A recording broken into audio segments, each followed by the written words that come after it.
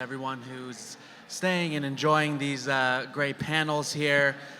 We've got a great conversation for you called The Next Web, What Brands Are Getting Right and Wrong about Web3. We've got some great panelists here to really walk you through how fashion brands are really thinking about Web3, NFTs, the Metaverse, and all of that jazz. So we got George Yang middle here, the founder and creative director of Cult and Rain.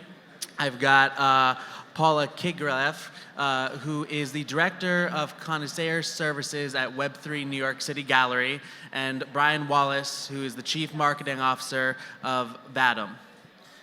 So I figured I could just have you guys just introduce yourselves. 30 seconds. What makes you guys experts on Web3, the Metaverse, and in particular, the apparel and fashion business?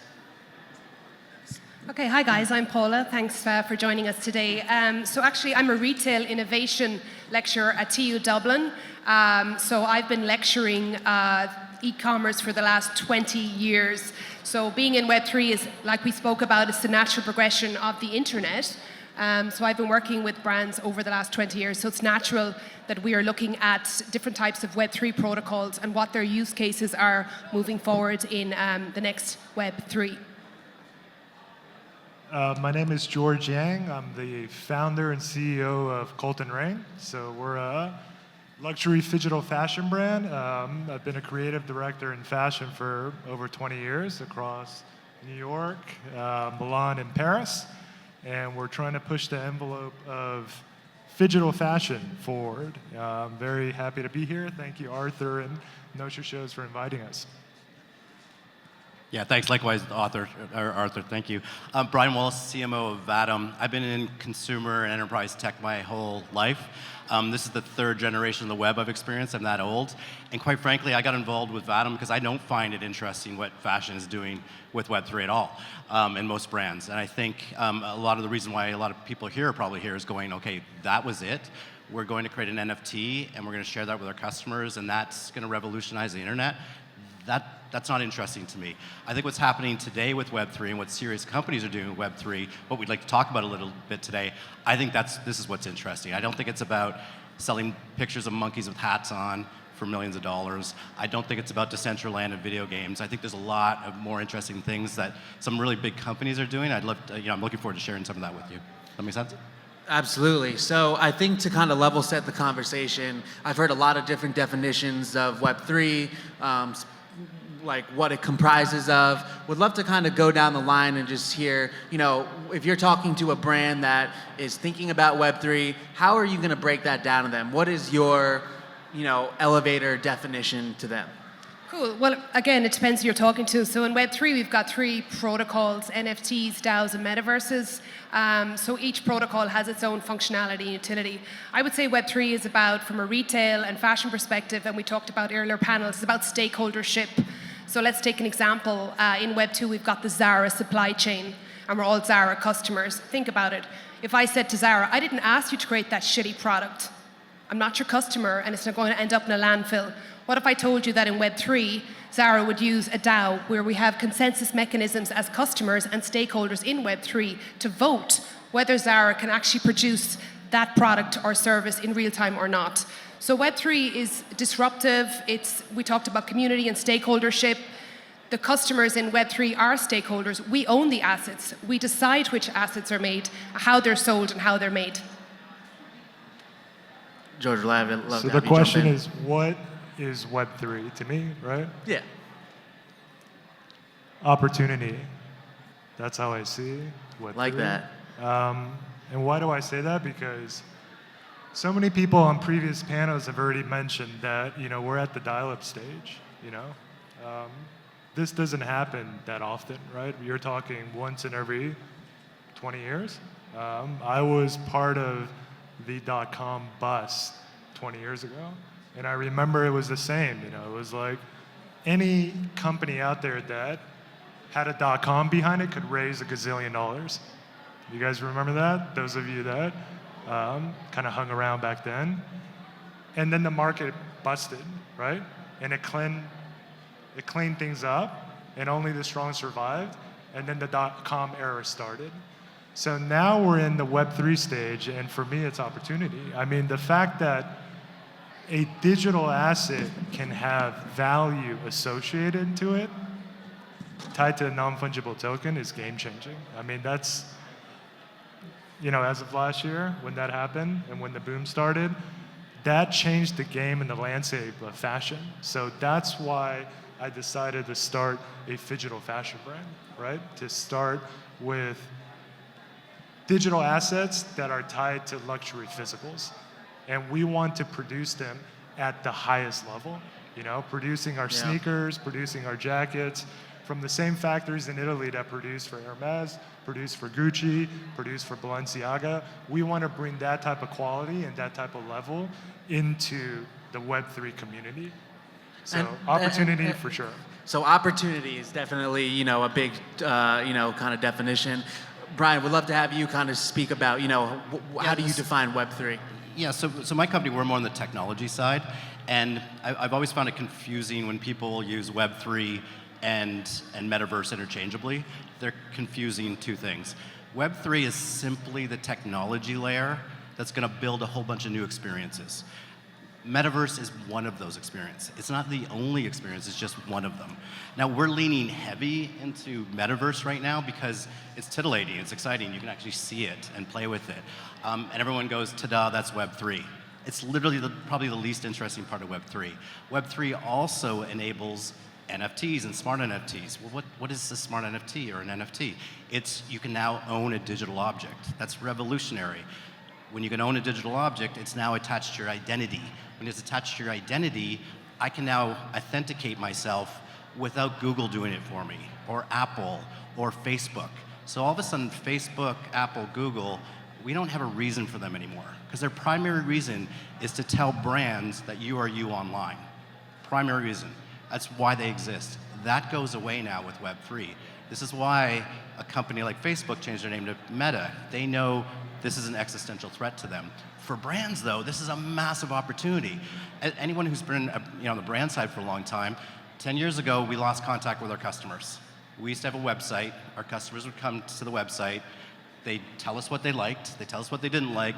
I got to keep that data. I got really smart about my customers, and I spent money to do that. Now I have to pay Facebook to talk to my customer, and then I don't have access to all that data. They just tell me what I should think about that customer. What? How did this happen? Web3 is going to change that. We're going to have a direct channel to our customers again. We can verify that the people are who they are. We'll be able to reward and send them through NFTs. And we can send them to amazing experiences like virtual spaces. That's all Web3. Metaverse is just one example of it. Does that make sense? Yeah, absolutely. To bring it back to, the retail and fashion industry, I think this New York Fashion Week, we saw a lot of the innovation happening more so on the tech side than maybe even the design side. Somebody on the last panel talked about Tommy Hilfiger's show. He collaborated with his Tommy Play World on Roblox and connected that to his in real life, runway show, which I thought was, quite amazing. How do you guys see fashion and retail being impacted by Web3? Is it something that the Tommy Hilfigers and the Guccis of the world should only be paying attention to, or does any brand in retail and fashion now need to have a Web3 strategy? Every brand needs to have a Web3 strategy. Let's go back to 3D modeling and digital twinning. So you have physical objects and then they have a digital twin. So for example, I lived in China for 8 years and we had a lot of trouble with creating localized luxury products. So we had a lot of trouble with cultural appropriation and geographical sovereignty. So these are two things we're solving with 3D modeling.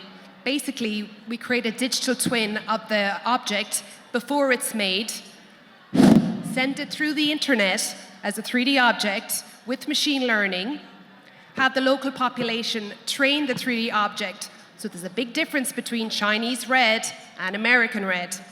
So we have access to this information in real time, and when it reaches the supply chain, we don't have problems with localization. So the point is with 3D modeling or digital assets that's connected to a physical object, we have hyper-personalization in real time. So every brand, particularly in 3D e-commerce, is going to have to pursue this road of 3D modeling It's what they do with that 3D modeling. It offers an opportunity to the customers to own it, customize it, hyper-personalization it, and also gives an opportunity for designers to co-create with luxury brands in real time. Now, George, your company is being founded and operating in this Web3 environment as its kind of base core. How are you thinking that retail and fashion is going to be impacted? Because, you know, your entire model is built off of this infrastructure, correct? So the way we break down Colton Rain is into really a pyramid structure, okay? We have, on the top of the pyramid, we offer digital products. And these are the most scarce, okay? These are 3D animated NFTs tied to physical twins, again, produced at the highest level within the best factories. Level 1, which is up top. Most unique, most scarce, let's say, most rare as well, most sought after. Then the next tier we want to explore are physicals, okay, physical onlys. So we launched our Culture World Metaverse experience, our own platform. We launched that about a month ago. And within this platform, you're going to be able to shop virtually, okay? Social interaction is really the future. We all know that. You're going to be able to not only purchase digital wearables, but also be able to purchase our physicals at the same time. Now, step 1 is having physicals only, but step 2 is going to be obviously tying NFC chips into the physicals, right? That's happening now. That's in our roadmap in our next step. That's the middle layer of our pyramid. Then we have digital wearables and what we're calling metaverse artifacts. Because we launched our own metaverse called Culture World, we also built out a lounge as phase 1, so people can come in, hang out. We have live DJ streaming. We've done collaborations with many different communities, hosted parties in London where we had DJs streaming in from Vegas. We also have, again, a culture shop where you and other avatars can enter right now, web-based, okay, and hang out with your friends and shop our collection, whether that's our NFTs or our digital wearables. The next phase of that is going to be Culture Pad. We're going to launch Culture Pad, which is your own virtual home, your own virtual gallery that you're going to be able to customize, that, again, you're going to be able to interact with your friends and family to flex your digital wearables. And you're going to be able to portal in between the lounge, the shop, and the pad, okay? So that is the digital wearable, let's say, level and digital artifacts. And below that, which is perhaps one of the most interesting parts about a fashion brand within Web3, is secondary royalty trade revenue. So that is a massive opportunity, and that's why it's game-changing, and that's why you see this gold rush of luxury fashion brands, not even luxury, all fashion brands trying to jump on this wave because it's a new revenue model. It's completely new. I've been in the business in fashion for 20 years. Andy, my chief marketing officer, has been in the business over 20 years too. We're used to selling one thing, a physical jacket. And what was new about that at one point? Okay, we went online. You sell it direct to consumer through e-commerce. Now think about the possibilities. We can sell this, the digital version of it. We can tie this to NFT. And if ownership is transferred, we collect royalties after that too. Pretty interesting thoughts. Yeah, the scale is really hard to, conceptualize. I even read that JP Morgan's anticipating that the purchasing of digital goods is going to be a multi-trillion-dollar business in the next, 2 or 3 years, 100%. which is, something to say about that. Brian, we'd love to have you jump in and give your perspective on this. Absolutely what George was saying. I think the other opportunity here as well is, you talk about Web 2 and Web 3. There's going to be a step in between, like 2.5, we'll call it. And for large brands, the opportunity is exactly how George was talking about, is kind of create your virtual flagship store off your existing site. So we're here with brands, for example, where you go to their existing site and you go, hey, do you want to come inside and talk to somebody and explore our world? And you basically got a flagship experience. It's in 3D and it's populated by real people and they're talking. But the real opportunity that people don't talk about out loud is the data that you're collecting on these people that are coming into these experiences. Because you have them access it through a digital wallet, like through an NFT, they have access to this 3D world. You now know it's George. I know George is in my store. I don't know that when he's on, Fifth Avenue. I have no idea who's in my store. But a virtual store, I know everyone who's in there. I know how many times, I know what they interacted with, I know what they bought, I know what they shared with their friends. And oh, by the way, when they leave that store, I can still interact with them on that wallet, so I can continue to reward them. For example, Starbucks is a company we work with, and I was walking down Fifth today with my daughter, and Starbucks sent me an NFT because it knew I was 2 blocks away. And said, hey, do you want 20% off a coffee? Come in, and oh, by the way, if you give 3 of these away, we'll give you the coffee for free.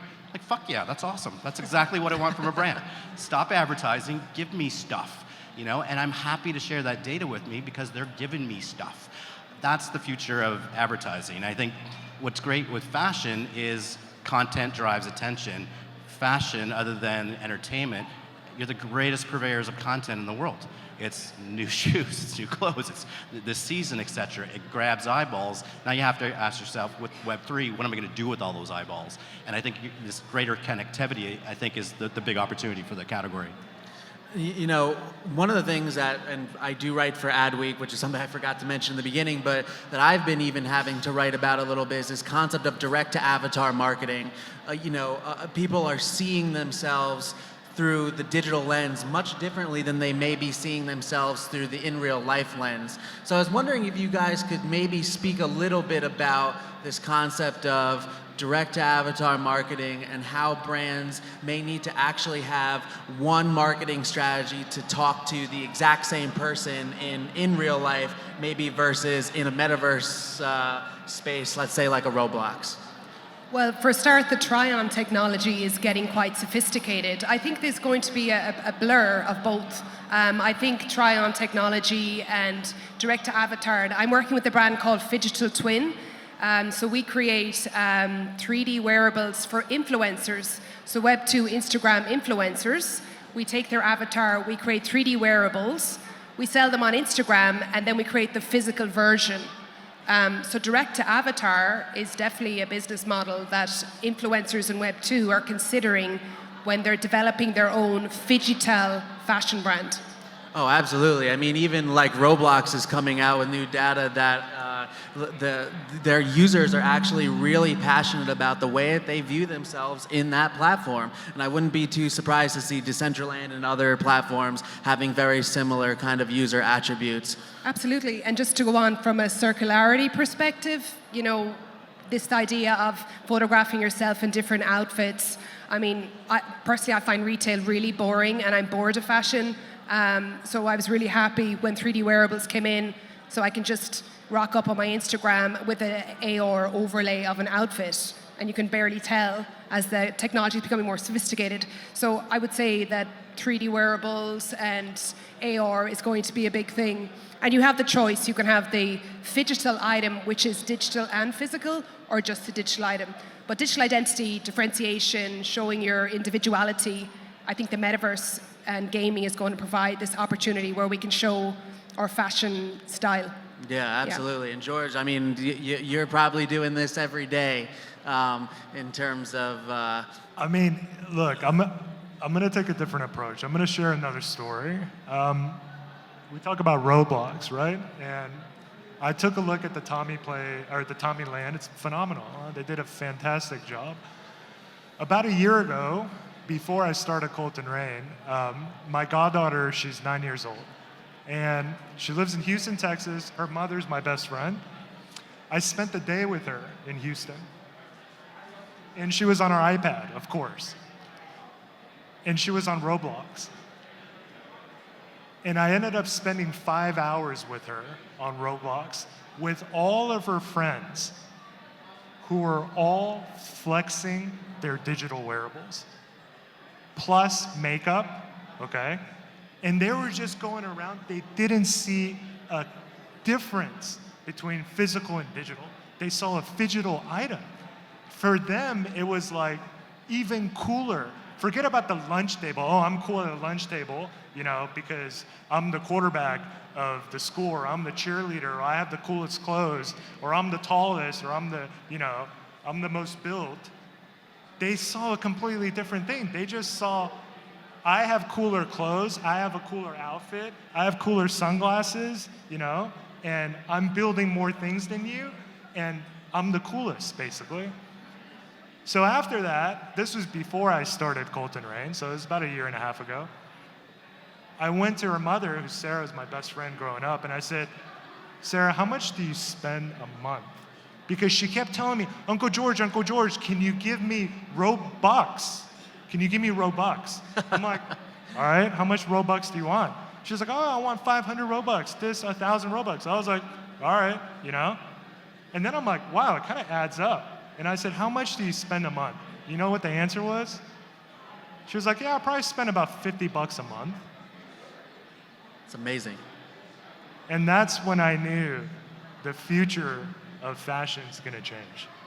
And that's why I started Colton Rain. Brian, we'd love to have you jump in and... Yeah, I think, you know, again, echo everything that was said. I think what we're seeing really quickly is how the expectation of the customer is going to change. So just like back in the day, if you didn't have the ability to sell your stuff on your website, you were out of business. Similarly, today, people are going to go in these immersive experiences.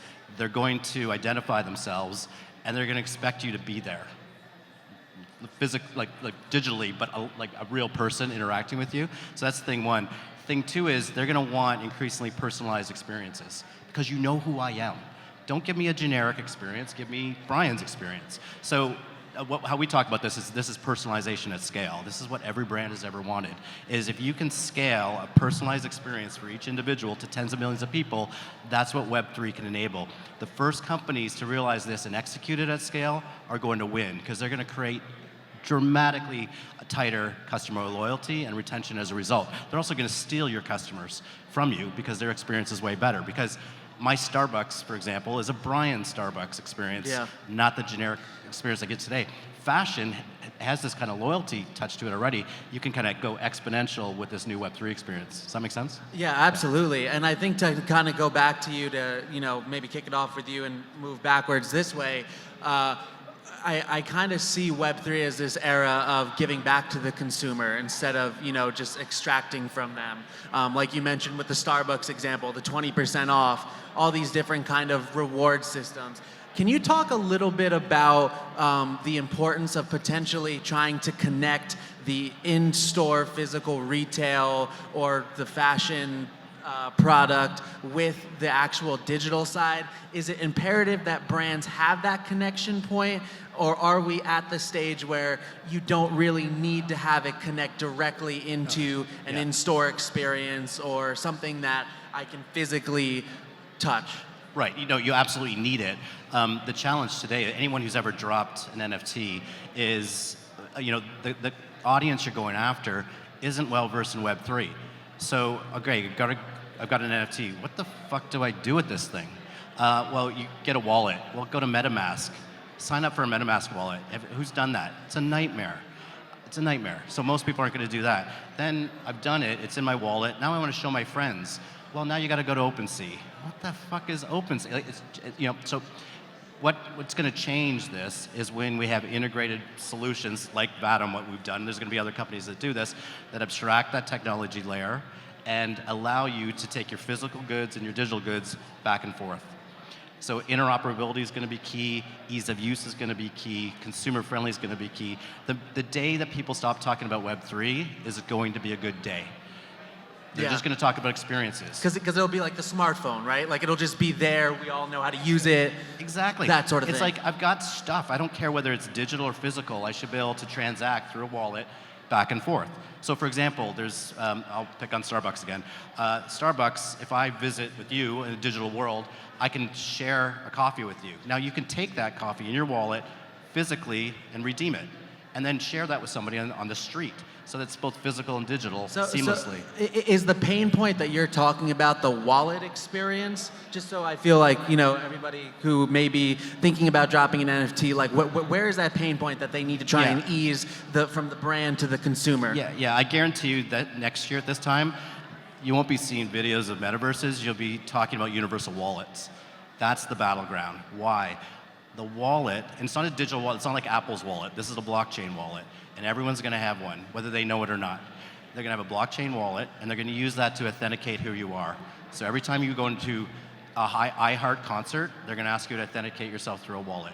When you go online to a store, you're gonna automatically authenticate through a wallet. Your NFTs, all your digital goods are gonna be in your wallet. Brands will engage with you via your wallet. Today, that sounds crazy because there's 50 wallets out there and none of them talk to one another. But companies like Vatom and other companies, we have things called universal cross-chain wallets. And that's what's going to change. I'll give you an example. State Farm did a campaign in Middle America with NFL football fans. So State Farm, a boring insurance company, football fans in Middle America, and they distributed all these NFT footballs and they collected them with a wallet to redeem for Super Bowl stuff and everything like that. What was interesting about that is these are Middle Americans, football fans, downloaded a wallet, they didn't know it was a wallet, and collected NFTs they didn't know were NFTs. They loved it. So we're gonna see this kind of mass adoption now. And the more seamless this happens, the more mass adoption we're gonna have. But wallet, trust me guys, look at that. Wallets. That's what you have to look at. And George, I wanna go back to your point on this pyramid that you talked about. Where on the pyramid is the connection between the digital experience, NFT, metaverse, to the retail? Is it higher up, in the middle, and why is it in that particular position? That's a great question.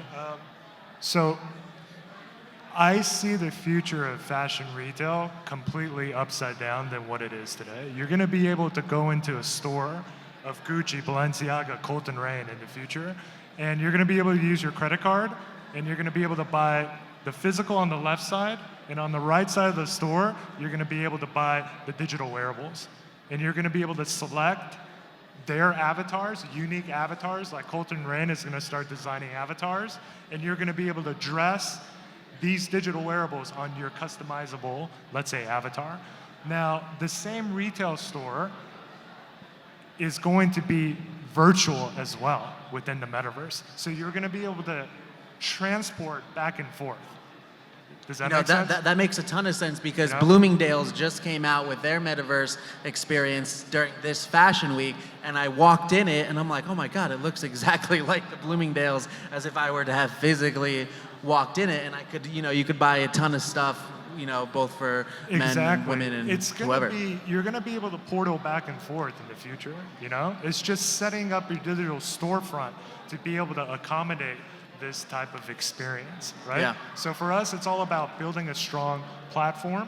It's all about building out an ecosystem of different metaverse functions and tying digital fashion to it.